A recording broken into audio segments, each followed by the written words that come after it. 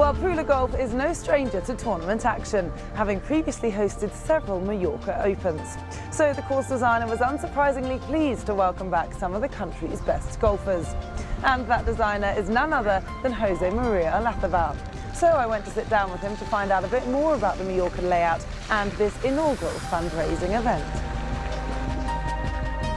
See how important it is to have to do the right place. Go. Wow.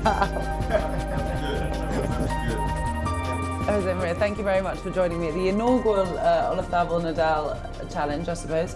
Just tell me how this event came about. Well, it came about a few years ago through a mutual friend in the name of Romeo Sala, who is the owner of the golf course Pula, where we've played the Mallorca Open a few years. He knows very well Rafa, he knows me. We started talks regarding the possibility of doing something together in order to raise money to help our foundations, and that's how it all started. It's taken a while because of the schedule. Rafa has a very busy schedule, same goes for me, and it's very difficult to find a date. And as for Rafa Nadal, how well do you know him? I know him, obviously we all know that he loves golf. He plays as much golf as he can. He plays most of the time in the Spanish programs if he's around. He played at the Castellón Masters, he played here every year that he was around. He's an icon at the moment.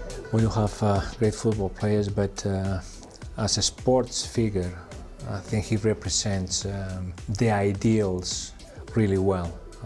Sacrifice, respect, integrity, effort, friendship, and I think it's been a great example for the whole country, not just the youth people, but every member in society. Okay, so back to this weekend and the golf course in particular. Yeah. You know it very well. Yes. Just tell us a bit more about the course here at Pula. Well, the golf course is not a long golf course. We redesigned it in a period of 3 years. 6 holes every year. It's a short golf course. You do have like 3 or 4 really tough par 4s, but the rest of the golf course is not long, it's tight, very small greens, well protected, and from experiences at the Mallorca Open, it's not easy to score low around this golf course. Usually very windy, and it's quite demanding. Particularly in weather like today, right? Yeah, it was a little chilly, very unusual for this area, this time of the year. Usually it gets cooler at the end of December, January, maybe early February, but this time of the year is kind of unusual. But it's a front that is affecting the whole Mediterranean area, and well, we've been a little bit unlucky in that regard, but it will be warmer in future times. Because is the hope that this event can continue through several years? Yes, that's the goal. The goal is to continue this event as long as we can.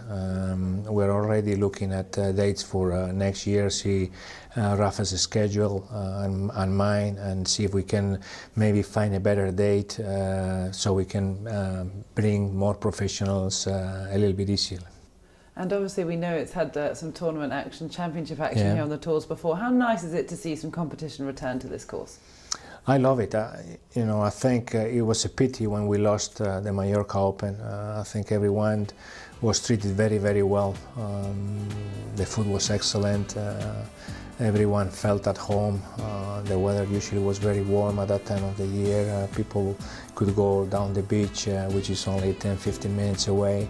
It was a fantastic event, and it's nice to see another event. Obviously, it's not a huge event at the moment, but I think it will grow with time, and it's nice to see an event like that coming to a good golf course like this one.